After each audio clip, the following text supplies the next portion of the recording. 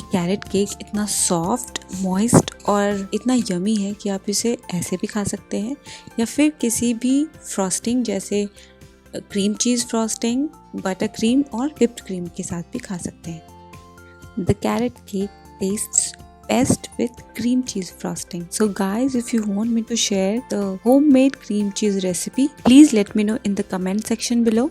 I'll make a video on how to make cream cheese at home. और cream cheese frosting की recipe मैंने अपने red velvet cupcakes के video में share किया है, तो आप उस वीडियो में क्रीम चीज़ फ्रॉस्टिंग की रेसिपी देख सकते हैं।